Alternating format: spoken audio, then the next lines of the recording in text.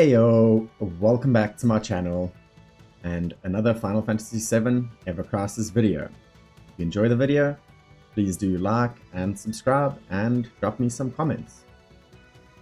Today's video is going to be on the King of Physical Wind DPS in Final Fantasy VII Ever Crisis. Enjoy! It worked! It worked!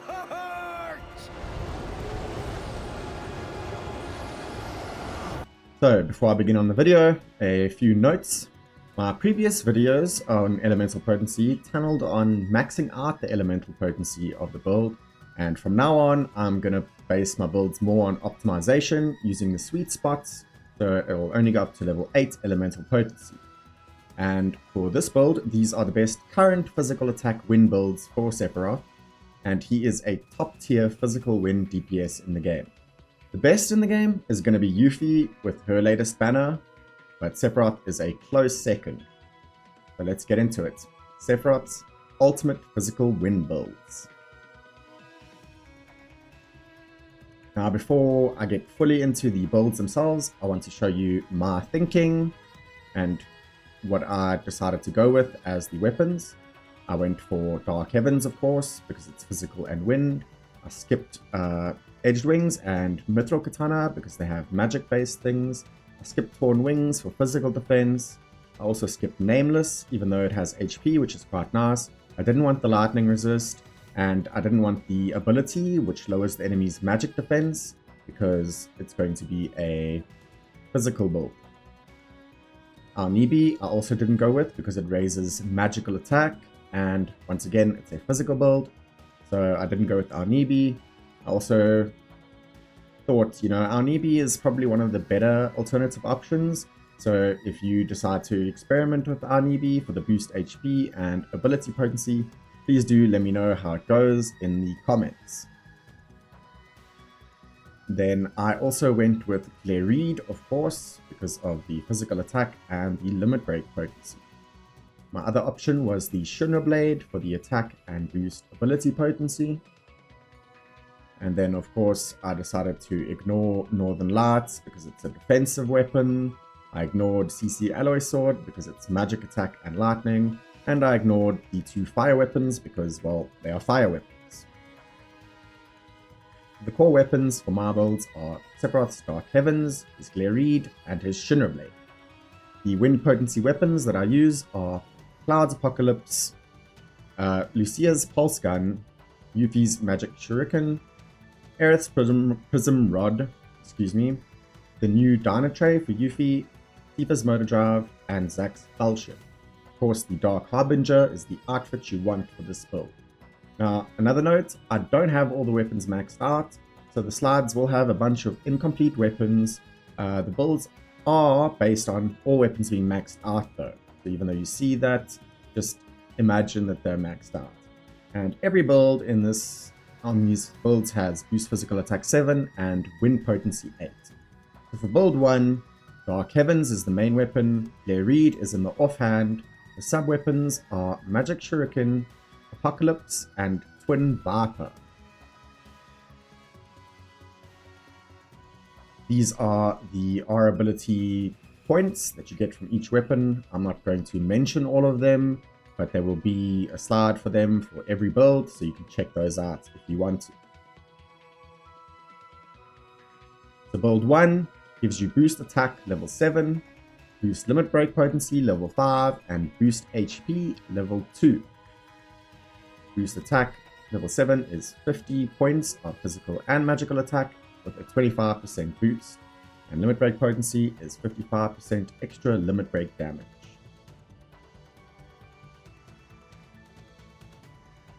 So for build 1B, it is the same main weapon and offhand, but the sub-weapons are again the Magic Shuriken, the Prism Rod for Aerith, and Butterfly Edge for Cloud this time. Once again, these are the points you get.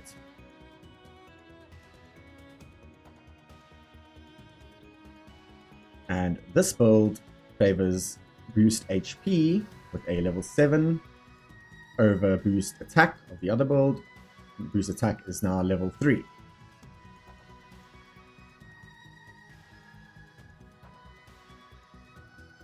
For build 1C, same main weapon, same offhand, magic shuriken again, Cloud's Apocalypse, and this time Red's Rubber Collar. These are the points.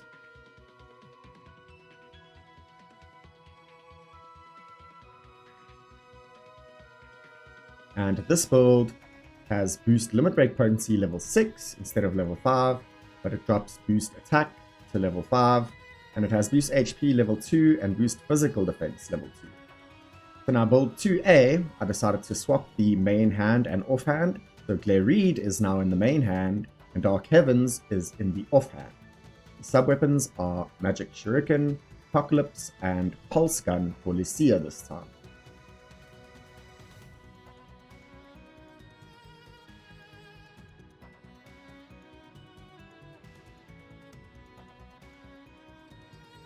So this build has boost attack level 7, boost limit break potency level 6, and boost HP level 2. So this build focuses on attack.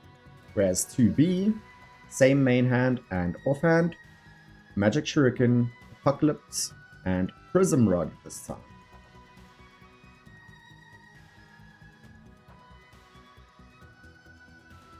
You might have guessed, this build focuses a bit more on HP.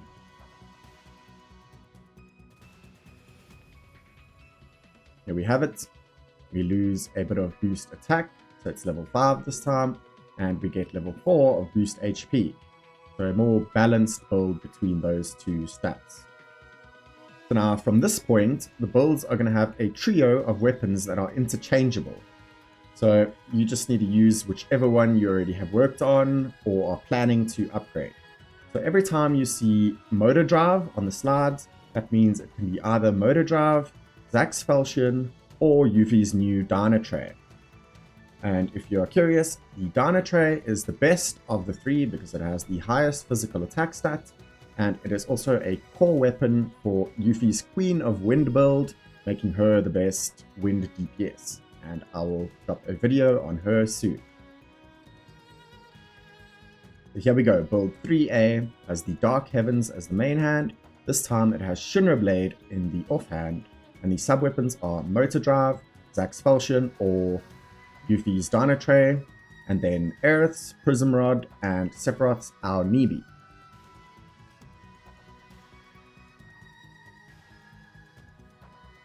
These are the point contributions once again.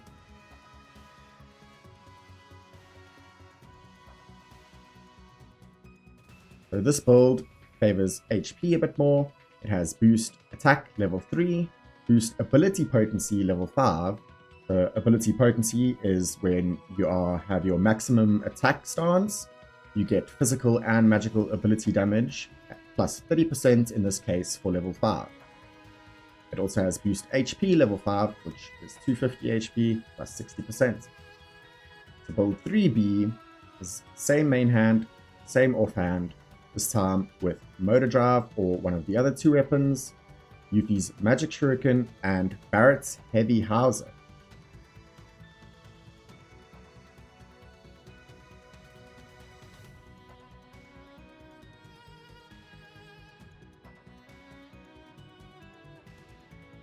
This build favors boost attack once again. It has level 7 maxed out boost attack, but it only has level 2 boost HP.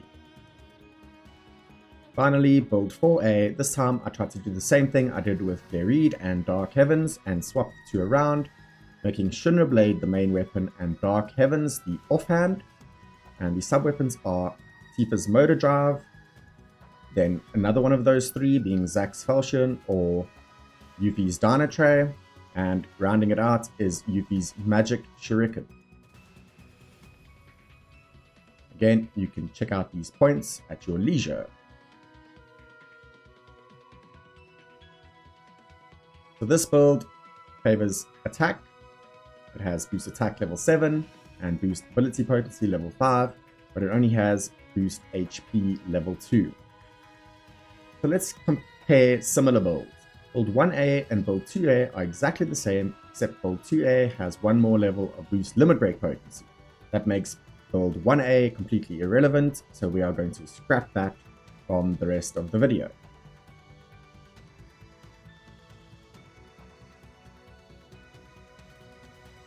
Next up is 1C versus 2B. The only difference is that 1C has HP level 2 and physical defense level 2, whereas 2B just has HP level 4, which seems more well-rounded in my opinion, so I'm going to scrap 1C and stick with 2B. Finally, build 3B versus build 4A are exactly the same in terms of R abilities, but build 3B has a higher physical attack stat.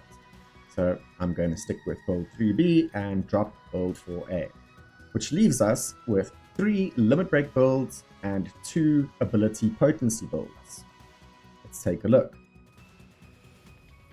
Limit break build 1 has an HP focus, so you'll have boost attack level 3 only, but you'll have boost HP level 7. And if you want this build, you want to wishlist Dark Heavens, Glare Reed, Magic Shuriken, Prism Rod, and Butterfly Edge. Limit Break build 2 has boost attack level 7 and boost limit break potency level 6, but only has level 2 of boost HP. If you want this, you want to get Glare Reed, Dark Heavens, Magic Shuriken, Apocalypse, and Pulse Gun.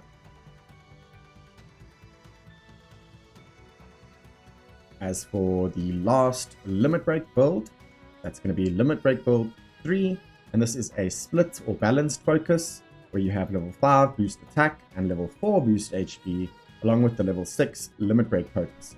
If you want this, you want to go for Glare Reed, Dark Heavens, Magic Shuriken, Apocalypse, and Prism Rod. That's it for the limit break builds. Now we move on to the ability potency builds. And build 1 has an attack focus, so it has boost attack level 7, but it only has boost HP level 2. And of course it has the ability potency level 5.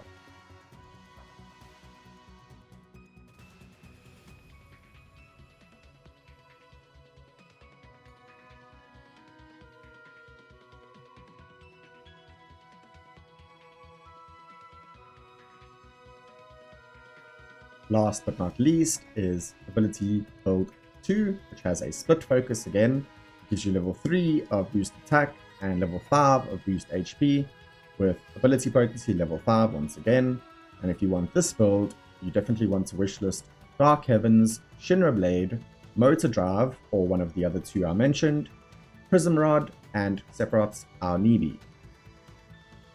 So that is it for the builds. Those are the best physical wind-based builds for Sephiroth. My suggestions, if you want the limit break build, go for build 2 or build 3, because build 1 only has limit break potency level 5, whereas these 2 have level 6, making it much better. 70% limit break damage versus 55%. Then it's your choice between 2 and 3. If you want to go full DPS, you go for 2. And if you want to have more survivability, you're going to go for build 3.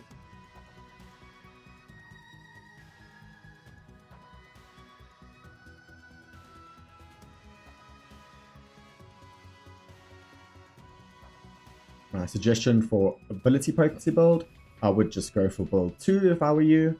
Even though it has a lower boost attack, it has boost HP level 5, and survivability is always good.